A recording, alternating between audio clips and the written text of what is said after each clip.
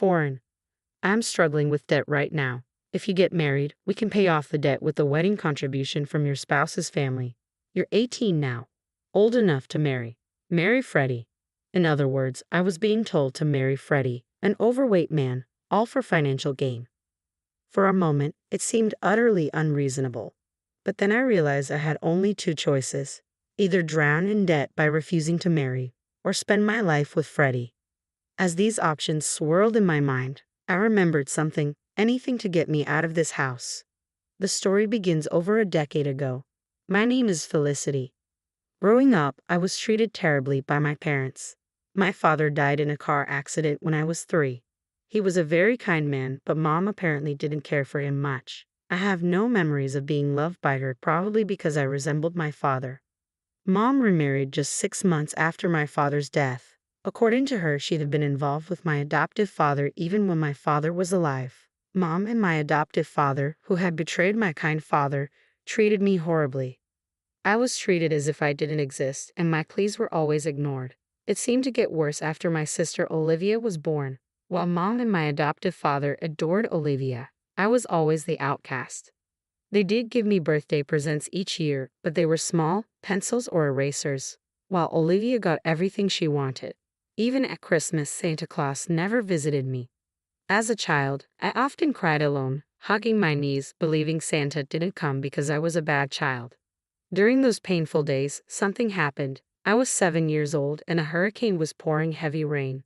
Olivia had a fever, and my parents, who doted on her, were in a panic.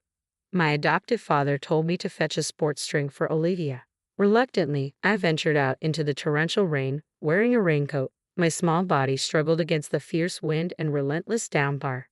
Our house was in the countryside, and it took an hour to reach the nearest supermarket on my tiny legs. When I finally arrived, drenched and exhausted, I was horrified to find that I couldn't locate the wallet I thought I had brought. I might have dropped it when the wind knocked me down. Tears welled in my eyes as I considered turning back, but then I heard a voice. Wait a minute. A high school student, who appeared to be my older brother, said kindly, "Are you alone? It's dangerous out here." I burst into tears at his gentle demeanor and explained my situation. Desperately, I told him about my sister's fever and how my parents had sent me out to shop. The older brother seemed to understand my plight. "You don't need to worry about your wallet," he said kindly. "I'll help you with the shopping." He assisted me with all my purchases. Despite losing my wallet and being unable to pay a single dollar, he reassured me not to worry and even gave me the change I needed. He also took me close to home in a taxi. For the first time in a long while, I felt the warmth of kindness from a stranger. "Thank you, big brother," I said from the bottom of my heart as I exited the taxi. His gentle smile left a lasting impression on me. Having endured such a childhood, I turned 18. As a child, I was always constrained by being treated differently from my sister. Now, as an 11th grader, my primary issue was money. Mom and my adoptive father were initially against me going to high school, deeming it a waste of money. But I insisted on continuing my education under the condition that I would contribute $1,000 to the family each month. The money I earned from part-time jobs barely covered living expenses. As an 11th grader, I had to balance studying for college entrance exams with my part-time job, and I was constantly busy. Mom and my adoptive father probably wouldn't fund my college education, so I dedicated all my time to working and studying to secure a scholarship. One day, Olivia, now in the 8th grade, came home beaming with excitement.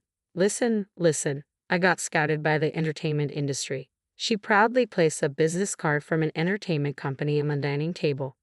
Mom and my adoptive father were thrilled. "Olivia is so cute," they said. "We're delighted she's been noticed. She has such a sparkle. Having a daughter become a celebrity is amazing. You're nothing like your big sister, but that's just fine." I was always much cuter than my older sister Olivia, yet our parents, who had always looked down on me and showered Olivia with praise, compared us at every opportunity. This time, Olivia arrogantly asked, "You think so too, don't you, big sister?"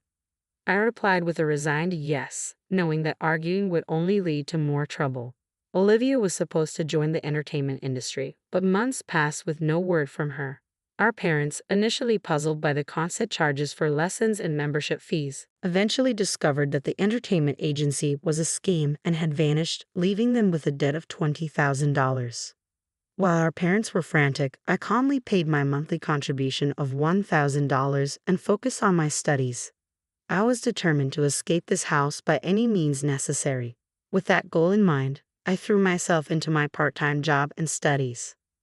A few weeks later, as I came home, I heard an unfamiliar voice coming from the living room. Curious, I was about to head up to my room when I heard my adoptive father call for me. I peeked into the living room and saw two unfamiliar men with him.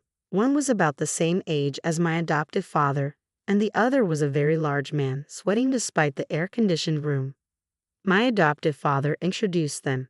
"This is Mr. Newell. Say hello."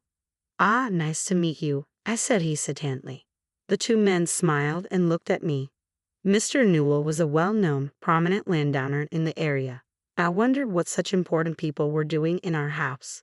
As if reading my thoughts, my adoptive father made an outrageous announcement.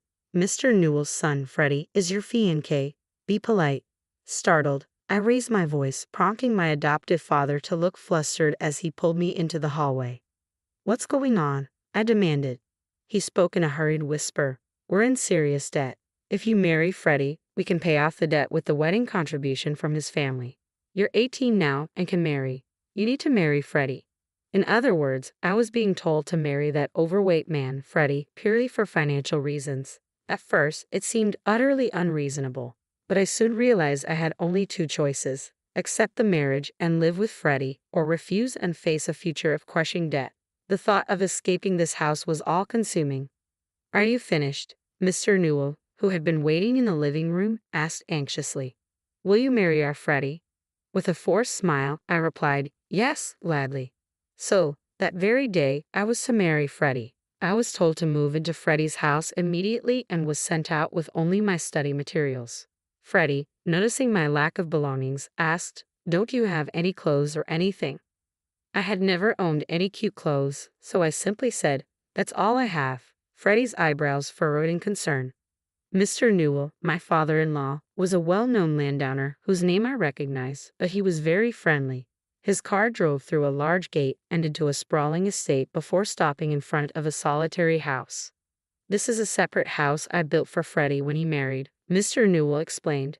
"Since Freddie couldn't find a spouse until now, I'm glad someone as wonderful as Felicity is marrying him." He briefly explained the arrangement and then said, "I'll leave it to the young couple now," before leaving Freddie and me alone. Suddenly, I was alone with Freddie, facing an uncertain future.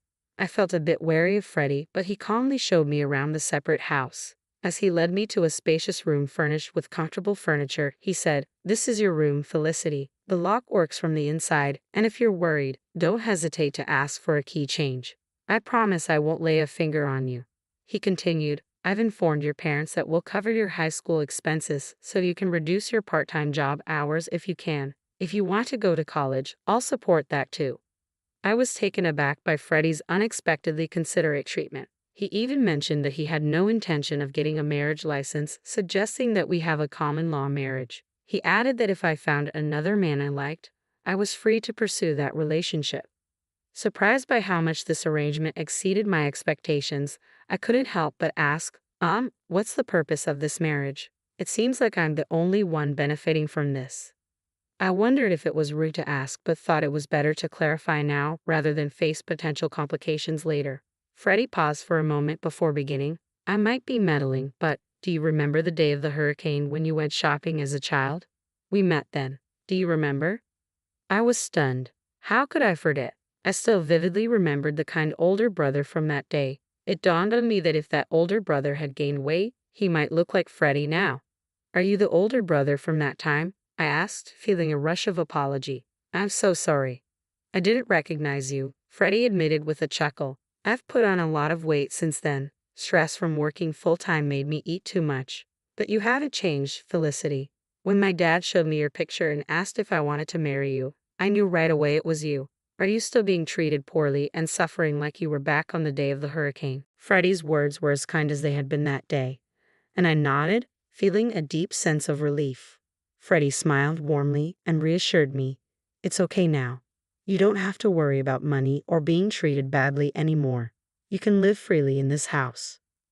Touched by Freddie's kindness, tears welled up in my eyes. Freddie quickly handed me a beautiful handkerchief as I cried, and from that day on, we started living together. For the first time, I had the freedom to focus on my studies without the constant pressure of financial worries.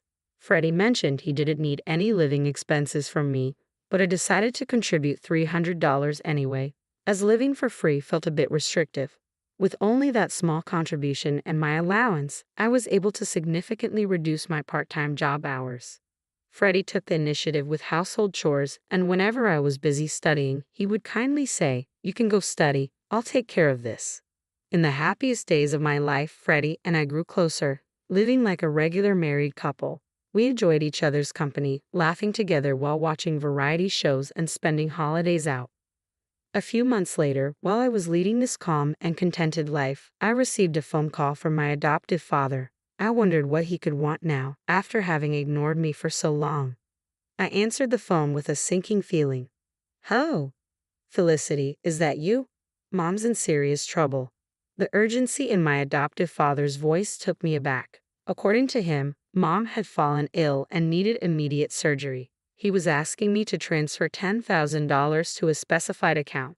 Despite the neglect I had endured from Mom throughout my childhood, she was still my mother. I couldn't ignore her in a life-threatening situation. "What happened all of a sudden? Which hospital is she at? What kind of illness does she have?" I asked, trying to get more details. There was a noticeable hesitation in my adoptive father's voice. Well, it's the hospital, but..." His flustered response set off alarm bells.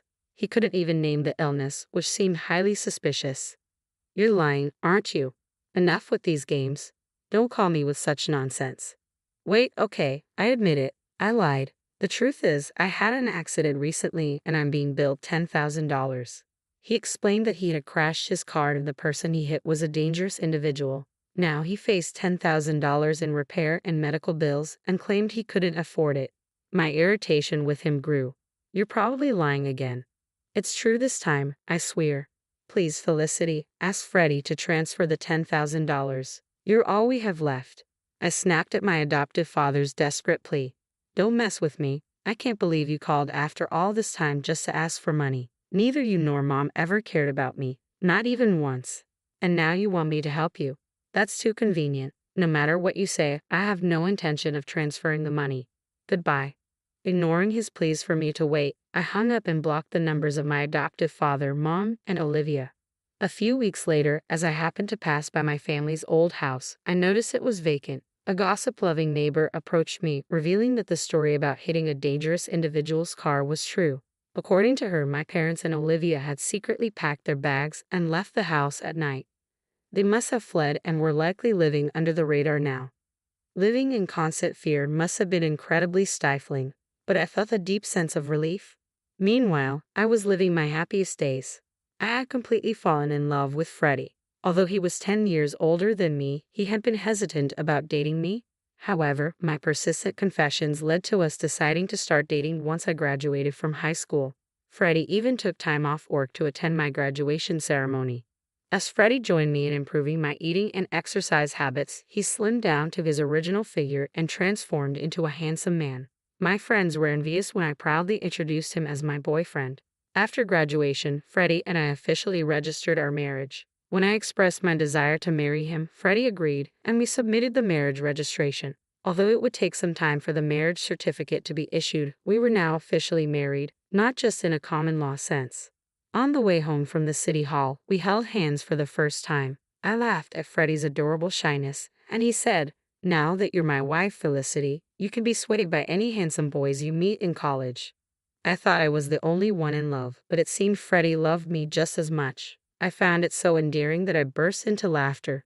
There was no way that could happen. Of all the people I've met,